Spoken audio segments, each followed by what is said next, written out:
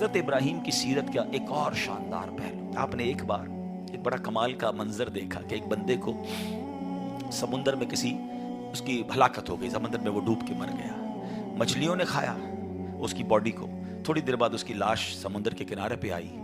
تو پھر جانوروں نے کھایا،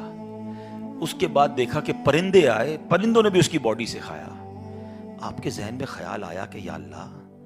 یہ بندے کو قیامت کے دن تو کیسے اٹھائے گا؟ ایمان تو تھا مگر اس کی باڈی کے اجزاء تو 3 الگ الگ مخلوقات کھا گئیں، اور قیامت کے دن یہ واپس کھڑا ہونا ہے اس نے۔ سبحان اللہ، آپ نے اللہ سے کہا وَإِذْ قَالَ إِبْرَاهِيمُ، پھر یہ دیکھیں حضرت ابراہیم کا یہ واقعہ بھی قرآن میں موجود، 3 پارے میں سورہ بقرہ۔ آپ کہتے ہیں وَإِذْ قَالَ إِبْرَاهِيمُ رَبِّ أَرِنِي كَيْفَ تُحْيِي الْمَوْتَى، اے اللہ، حضرت ابراہیم نے عرض کی کہ اے میرے رب مجھے دکھا دے تو مردے کیسے زندہ کرے گا۔ ارشاد ہوتا ہے قَالَ أَوَلَمْ تُؤْمِنْ، اے ابراہیم تو ایمان نہیں لایا، تجھے یقین نہیں؟ قَالَ بَلَا وَلَكِنْ لِيَطْمَئِنَّ قَلْبِي، اے اللہ ایمان لایا ہوں، مجھے یقین ہے مگر میں ذرا دل سے دیکھنا چاہتا ہوں اور قرار آ جائے، میں عین الیقین چاہتا ہوں، میں اس کو مزید دیکھنا چاہتا ہوں۔ قَالَ فَخُذْ أَرْبَعَةً مِّنَ الطَّيْرِ، قرآن کہتا ہے رب نے فرمایا کہ اچھا 4 پرندے لے، فرمایا اس کو اپنے ساتھ ہلا لے، اپنے ساتھ مانوس کر لے، پھر ان کا ایک ایک ٹکڑا پہاڑ پر رکھ دے، منہن جزءا ثم ادعوہن یأتینک سعیا، فرمایا پھر انہیں بلا، وہ تیرے پاس چلے آئیں گے پاؤں سے دوڑتے، وَعْلَمْ أَنَّ اللَّهَ عَزِيزٌ حَكِيمٌ، اور جان رکھ اللہ غالب حکمت والا ہے۔ اب ہوا کیا، حضرت ابراہیم کو حکم ہوا کہ 4 پرندے لیں۔ اب آپ نے 4 پرندے الگ الگ لیے، مور لیا، کبوتر لیا، آپ نے مرغ لیا اور ایک گدھ لیا، ان 4 کو اپنے ساتھ تھوڑا ٹائم رکھا تاکہ وہ آپ سے انسیت پالے، تاکہ 4 کے بارے میں کنفرم بھی ہو جائے کہ یہی 4 ہے، کوئی اور مکس نہ ہو جائے۔ اس کے بعد آپ نے 4 کو ذبح کیا، 4 کا قیمہ بنایا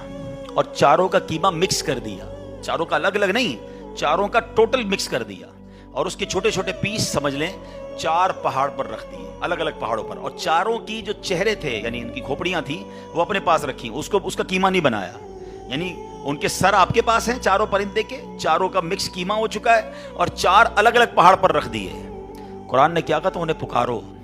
اب یہ بھی ذرا میں آگے آ کے بتاؤں گا اس ایک خوبصورت آیت کے اس جز سے کیا سیکھنے کو مل رہا ہے۔ قرآن نے کیا کہا کہ انہیں پکارو، تو آپ نے کہا یا ایھا الدیک، اے مرغ، یا ایتھا الحمامہ، اے کبوتر، یا ایھا النسر، اے گدھ، یا ایھا الطاؤس، اے مور۔ آپ کی پکار پر وہ 4 پرندے جو ہیں ان کا قیمہ اب آسمان پر اڑنا شروع ہوا۔ فکشن، گرافکس،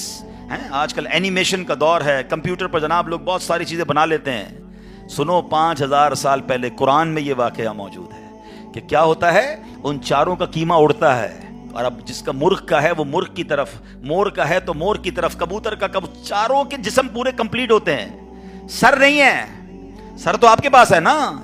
وہ 4 پرندے بغیر سر کے دوڑتے ہوئے آپ کے پاس آتے ہیں، زندہ ہو جاتے ہیں مگر سر نہیں ہے، قریب آتے ہیں تو حضرت ابراہیم نے ان کا سر جو ہے وہ واپس ان کے پاس لگا دیا، سب سر بھی ان کا لگ گیا، آ کر دانہ چگنے لگ گئے۔ حضرت ابراہیم نے اپنی آنکھوں سے مردوں کو زندہ ہونے کا واقعہ دیکھا اور آپ کے دل کو اطمینان اور قرار آیا، میرا رب یہ ہے۔ کیسے کہتے ہیں کسی کو شیر کھا جائے، کسی کو مچھلی کھا جائے، کسی کی سمندر میں موت آ جائے، معاذ اللہ کسی کے پرخچے اڑ جائیں، کوئی آگ میں راکھ ہو جائے، میرا رب چاہے تو سب کو دوبارہ جسم، ان کی تمام باڈی کو پھر کریٹ کرے گا اور وہ قیامت کے دن جمع ہوں گے۔ حضرت ابراہیم نے یہ اپنی آنکھوں سے دیکھا، اور یہ واقعہ بھی قرآن میں موجود۔ یہاں کیا سیکھنے کو ملا؟ پہلی بات، میرے رب کی قدرت کیسی ہے، ان اللہ علی کل شیء قدیر، ٹھیک ہے۔ دوسری بات، علماء کہتے ہیں، صوفیانہ تفسیر اس کی لکھی گئی کہ 4 پرندے کیوں لیے گئے، کبوتر، مور، گدھ، اور چوتھا کون سا تھا، مرغ۔ فرمایا ان 4 کی نا ایک بری خصلت ہے،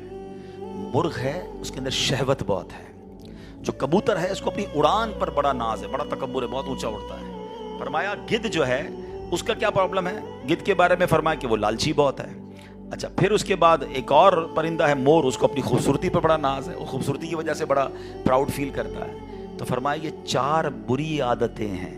اس کو ذبح کر کے یہ پیغام دیا گیا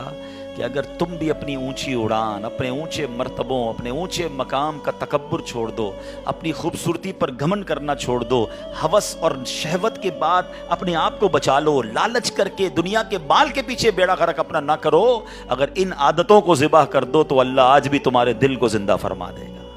ان کو زندہ کیا نا، فرمایا ان عادتوں کو ختم کرو، رب تمہارے دل کو زندہ فرمائے گا اور اس میں نور داخل فرما دے گا۔ علماء نے اس کی صوفیانہ تفسیر یہ لکھی۔ اور اب ایک اور عقیدے کی بات بھی، کنفیوژن پھیلانے والے بہت کنفیوژن پھیلاتے ہیں، میں تو قرآن سے آج آپ سے بات کر رہا ہوں نا۔ اللہ نے کیا کہا کہ انہیں پکارو،